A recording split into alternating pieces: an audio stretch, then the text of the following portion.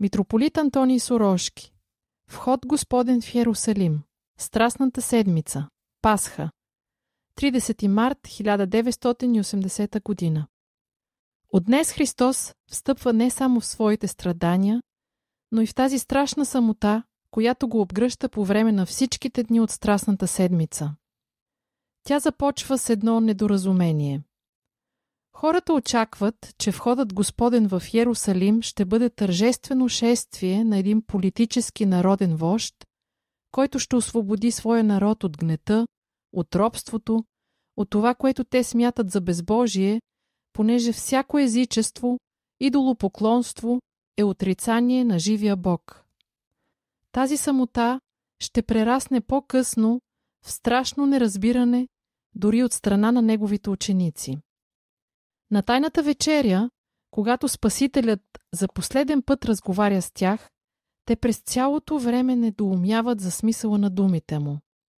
И след това, когато той отива в Гетсиманската градина, за да се изправи пред страшната предстояща смърт, неговите най-близки ученици Петър, Йоан и Яков ще заспят от униние, умора и отчаяние.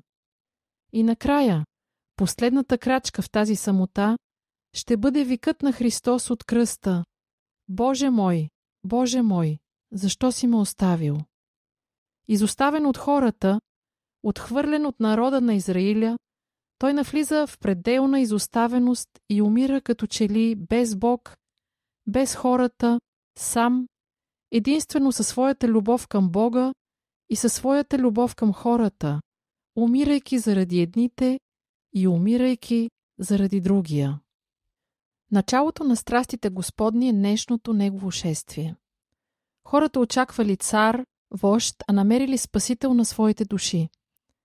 Нищо не ожесточава така човека, както загубената надежда, разочарованата надежда. Това обяснява защо хората, които така са го посрещнали, които са били свидетели на възкресението на Лазар, на неговите чудеса, сторени на хората, които са слушали неговите учение, възхищавали са се на всяка негова дума, които са били готови да му станат ученици само и само да приближат победата, същите тези хора са се отдръпнали от него, загърбили са го и след няколко дни са започнали да крещят: „Разпни го, разпни!“ През тези дни ние ще присъстваме, не само ще си припомняме, но и ще присъстваме на страстите Христови. Ще сме част от тълпата, заобиколила Христос, неговите ученици и Божията майка. Когато започнем да слушаме евангелското четиво, молитвите на църквата, когато образ след образ преминат картините на тези страстни дни, ще започнем всеки ден да си задаваме въпроса: а къде съм аз? Кой съм аз в тази тълпа? Фарисеинът? Книжникът? Изменникът? Страхливецът? Или пък стоя сред апостолите, но и те са били победени от страха. Петър 3 пъти се отрича, Юда предава, Йоан и Яков и Петър заспиват, когато Христос повече от всякога се нуждае от човешка любов. Останалите ученици пък се разбягват. Край кръста не остава никой освен Йоан и Майката Божия. Тези, които били свързани с Христос чрез любов, която не се бои, любов, която е готова всичко да раздели. Нека отново попитаме себе си: кои сме, къде сме? Къде се намираме в тълпата? Стоим там с надежда или с отчаяние? Ако пък стоим с безразличие, тогава ние също сме част от тази страшна тълпа, която е обкръжавала Христос, която го е следвала, слушала и си е тръгвала, както и ние ще си тръгнем от църквата. Тук, в четвъртък ще изнесен кръстът, ние ще четем Евангелието за кръста, за разпятието, за смъртта и какво ще се случи след това. Кръстът ще остане, а ние ще си тръгнем да почиваме, ще се приберем от дома да вечеряме, да спим, да се подготвим за уморителния ден, който следва. А Христос в това време е на кръста. Христос е в гроба. Какъв ужас е това, че и ние, подобно на учениците на времето, не можем да изкараме един час, една нощ с Него.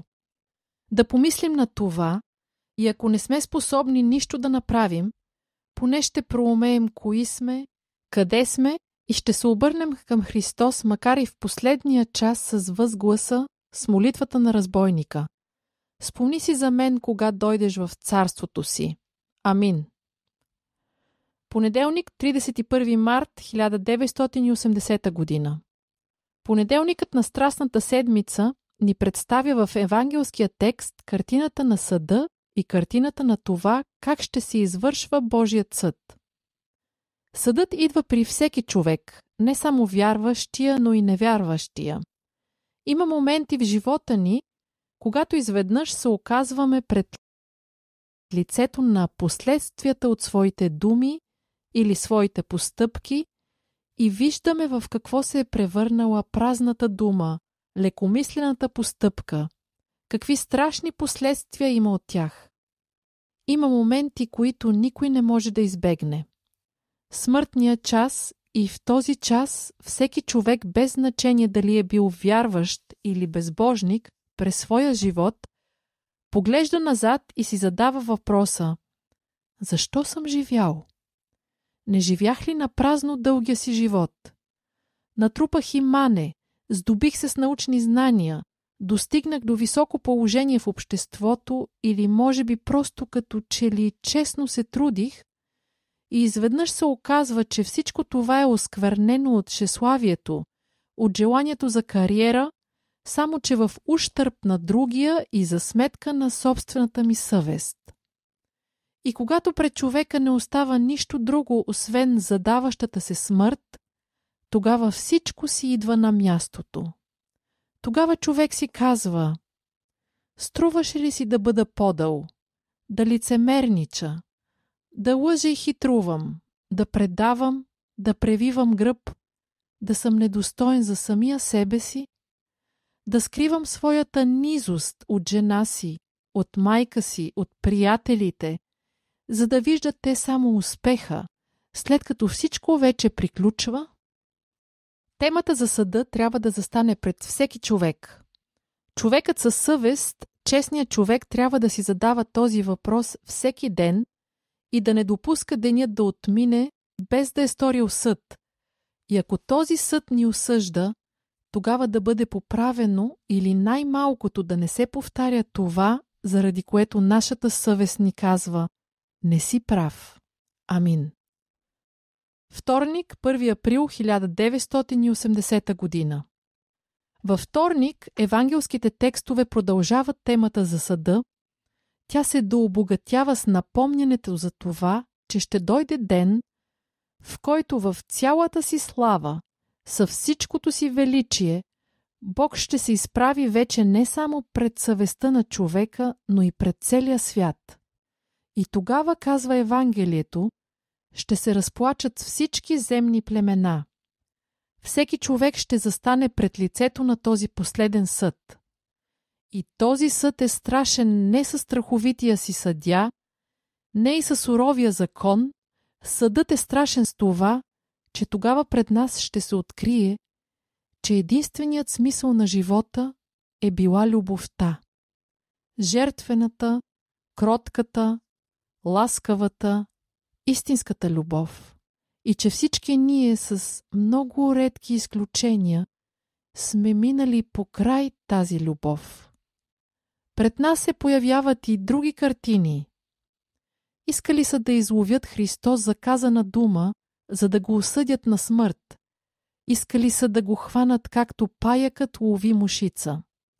Затова са прибягвали именно към методите на паяка. Лъжата, подмолните въпроси с очакването, че той ще отговори не както трябва и ще могат да го уличат, и накрая предателството. Тези различни начини за погубване на човека и в наши дни се използват, или по-точно казано, за наш ужас, все още имат своето пагубно място сред хората. Всеки от нас трябва да се замисли дали живее според истината. защото не е възможно да се живее в лъжа. Животът в лъжа води само до смърт и умиране, до погубване на душата си и до убиване на другия човек. Ако искаме да бъдем честни, порядъчни хора, не бива да извършваме предателство. Дори собствения си живот не можем да спасим, ако предадем невинна кръв, както са постъпили с Христос. Амин. Сряда, 2 април 1980 година. Срядата на Страстната седмица в много храмове се извършва таинството маслосвет. Това е молитвен чин, служба, обърната към Бога за изцеление на душите и телата на всички хора, участващи в нея. За пръв път тази служба е била извършена по време на обсадата на Севастопол. Тогава всички са живели под смъртна заплаха, болестите са били навсякъде, ранените умирали, живите и здравите очаквали своя край. И ето, че местният епископ призовал всички към покаяние, към изповед, към очистване на своята съвест и към извършване на това таинство. Този обред е преди всичко покаен, а в отговор на нашето покаяние Господ излива върху нас своята благодат за прощаване на греховете и за телесно изцеление.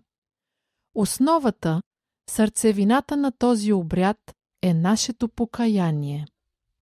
И в предишните дни ние се замисляхме за смисъла на нашия живот, стояхме пред съда на нашата съвест, съзерцавахме идването на Господа и последния съд на любовта и истината, който трябва да ни подготви именно за личното покаяние. Човека физически го убива не само куршумът или болестта, физически човека го разрушава и неговото нравствено състояние. Завистта, ненавистта, огорчението, злобата тровят човека не само душевно, но и телесно. И затова не е чудно, че преди да пристъпим към Бога, за да му принесем своето боледуващо и страдащо тяло с думите „Господи, изцели“, ние биваме призовани да се каем за всичко лошо в нас. Изцели ме, т.е. направи ме цялостен, оздрави ме до край. Нека в мен настане пълна хармония на тялото и душата и духа.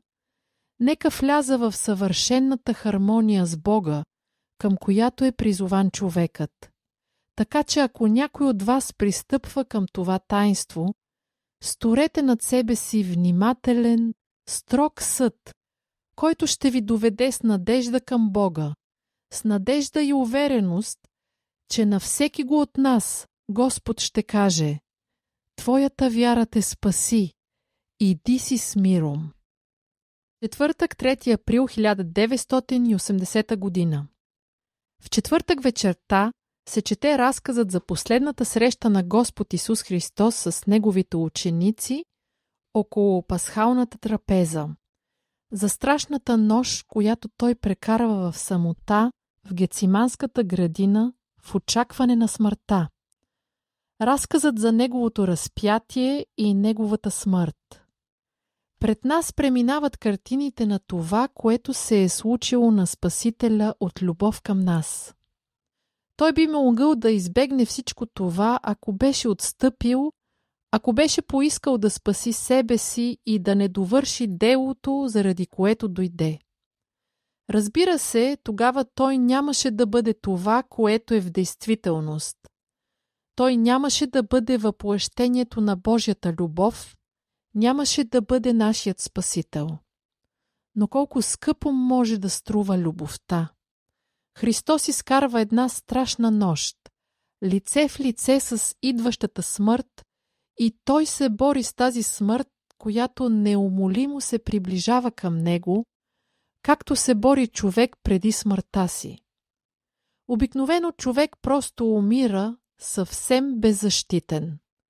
Но тук се случва нещо много по-трагично.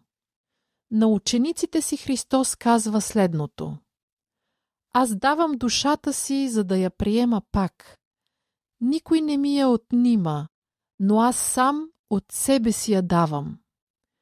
И Той свободно, но с какъв ужас я отдава. Първия път той се моли така: Отче мой, ако е възможно, нека ме отмине тая чаша. И продължава да се бори. Втория път се моли: Отче мой, ако не може ме отмина тая чаша, без да я изпия, нека бъде Твоята воля. И едва на третия път, след нова борба, той успява да каже: Да бъде Твоята воля. Трябва да се замислим на това. Често пъти ни се струва, че му е било лесно да отдаде живота си, бидейки Бог, който е станал човек. Но все пак нашия Спасител умира като човек. Не със своята безсмъртна божествена природа, а със своето човешко живо тяло. След това виждаме разпятието, виждаме как са го убивали с бавна смърт и как той без нито една дума на укор се предава на мъките. Единствените думи, които отправя към своя отец за мъчителите си, са: Отче, прости им, понеже не знаят, що правят. Ето на какво трябва да се научим. Пред лицето на гоненията, пред лицето на обидите, т.е. на хилядите неща, които отстоят твърде далече изобщо от мисълта за смъртта, ние, поглеждайки към човека, който ни обижда, унижава, иска да ни погуби, трябва да се обърнем с душата си към Бога и да кажем: Отче, прости му, понеже не знае какво прави.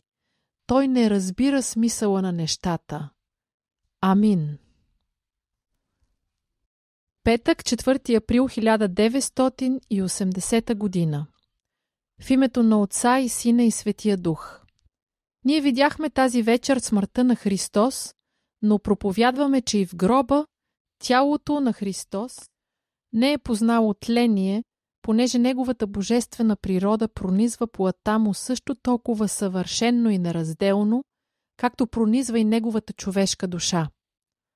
Христос умря и сега ние съзерцаваме Христовия образ в гроба, но помним думите му: Ако житното зърно, паднало в земята, не умре, остава си само.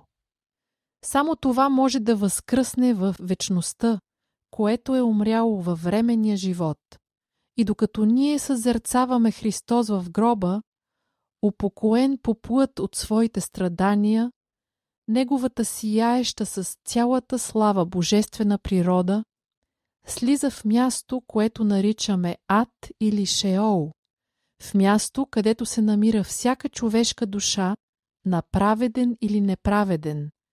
Всеки умрял, след като човечеството е било откъснато от съвършенството на богообщението.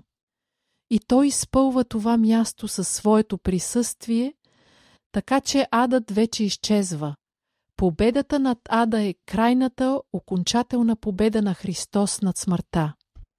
Адът сега разбира за своето окончателно и пълно поражение.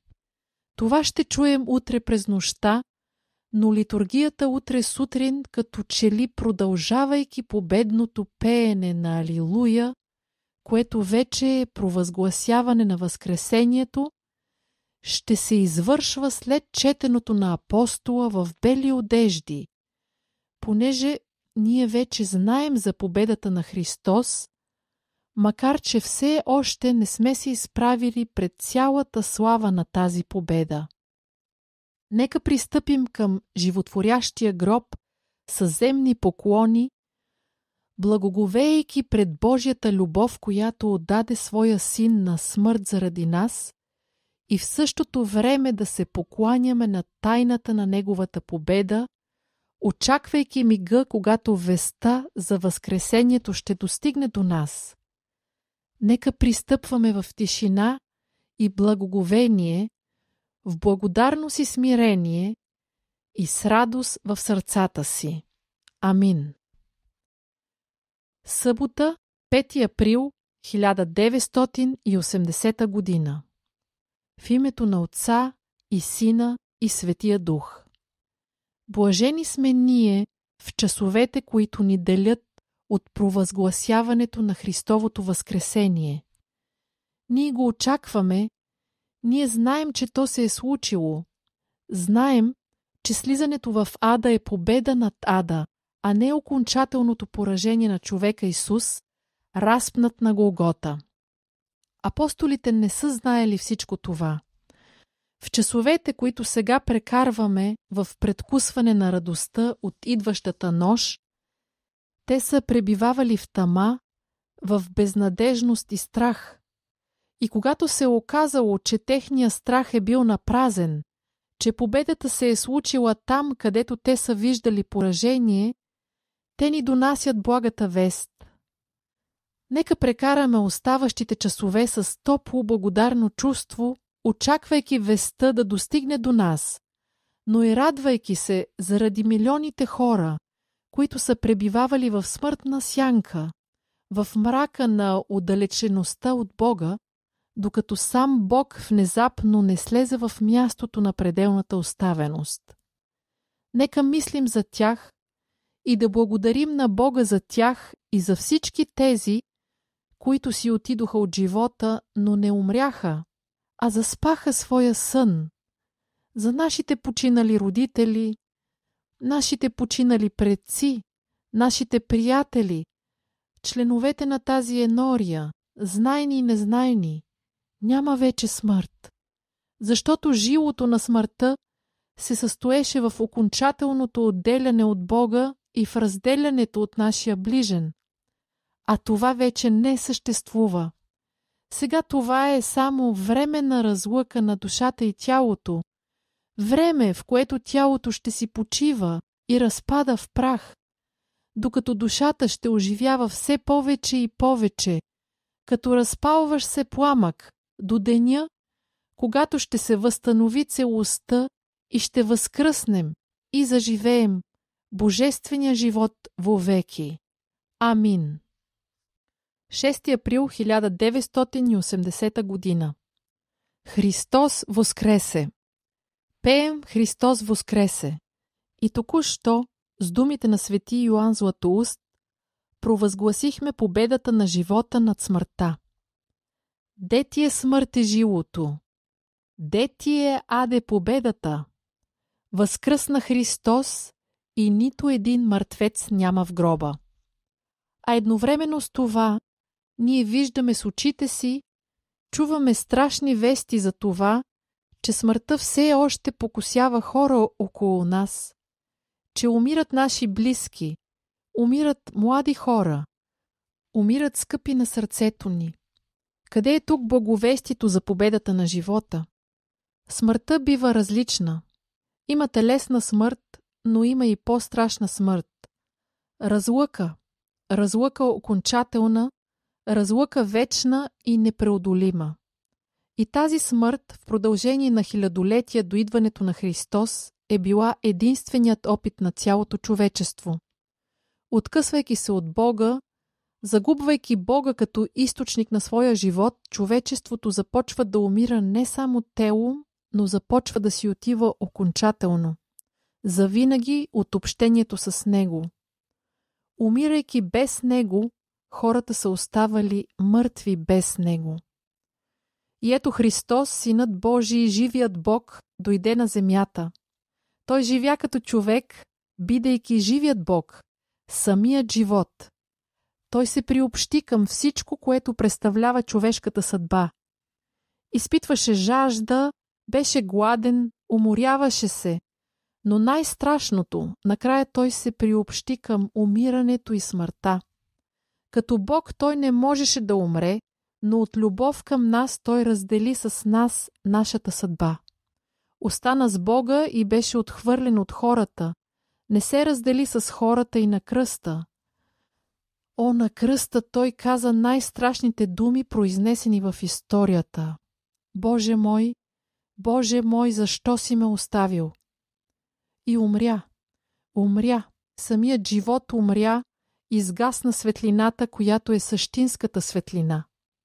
И слезе Христос със своята човешка душа в бездната на богооставеността там, където няма Бог. И когато Той пристъпи в тази страшна област, Той със самия себе си, със своята божествена природа, със своя вечен живот, с неугасващата своя светлина изпълни всичко. И тази смърт завинаги е преодоляна.